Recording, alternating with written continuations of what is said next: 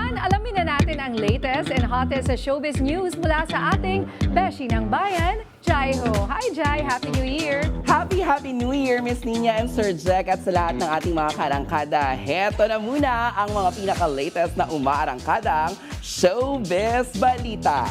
Kapuso actor na si Will Ashley, sunod-sunod ang magagandang blessings sa career, acting projects, endorsements at sunod-sunod din na out-of-town shows rumaratsada. Pero kalakip nito ay hindi matigil na pagkukumpara sa kanila ng kapwa-aktor at kasama niya sa Pinoy Big Brother, ang fan wars and bashing. Ano nga ba ang take niya rito? Ang detalye dito sa Joy Hot Exclusives! Nakapanayam natin sa Joy Hot Exclusives ang busy na kapuso actor at Pinoy Big Brother Collab Season 1 graduate na si Will Ashley.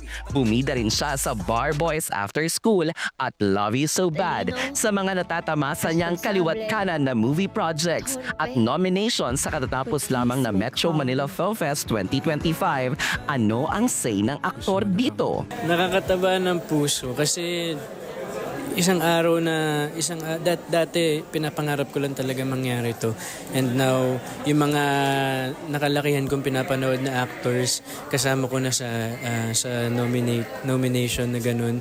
So nakakataba ng puso kasi grabe, parang na-appreciate na nila yung craft ko, nakita nila yung craft ko, yung talents ko, and mas nakakagigil actually na mas galingan pa sa mga susunod na projects. Bilang mas nakikita na nga ang husay niya sa kanyang bawat performances, ano nga ba ang aabangan kay Will ngayong 2026? Nako, yan ang mga dapat abangan kasi nag-uusap na rin kami ng management para sa mga magiging ganap namin for next year, yung mga plans for next year, and I'm really excited and sobrang nilulook forward ko talaga yun.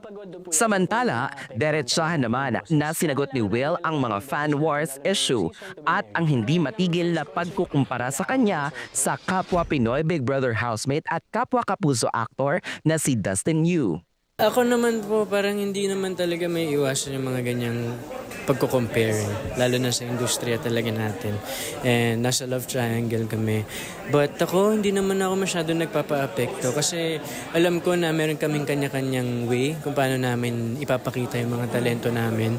So ako, I'm just doing my best, I'm just doing my part, and as much as I want, gusto ko lang talaga na makapag-inspire ako sa mga tao. Yun lang yung focus ko rin po talaga. At yan na nga po muna ang latest sa mundo ng showbiz. Ako nga po ang resident karangkada ninyo pagdating sa mga hottest and exclusive ganap sa mga paborito niyong artista. Ang nag-iisang beshi ng bayan para sa Joy Hot Exclusives. Balik sa inyo, Jack and Nina.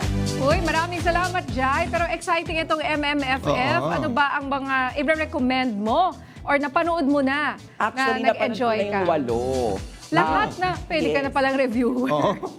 Natapos Pwede ko pala na series panoorin yan. yung 8 kasi di ba parte ng trabaho natin. Of Nakipagsabayan ako sa mga left and right na ating mga pa-screening. Pero i-recommend ko sa inyo syempre, nandiyan ang Unmarried ni Angelica Panganiban at saka niya Sanjo Marudo, directed by the best director, si Direct Jeffrey Jitorian. Siya yung nagwagi sa Metro Manila Film Fest. Tapos, pangalawa ko syempre, nandiyan ang I'm Perfect na pinagbibida ni Cristel Ango at saka ni Earl Amaba, hatid ng Nathan Studios na Best Picture. Wagi sila at Best Actress dyan ang galing. At syempre, Ito yung may ano, no? May Down Down syndrome, yeah. Oo. opo. At syempre, pasok rin sa akin ang Call Me Mother ni Meme Vice Ganda na Best Actor sa katatapos lamang na MMFF.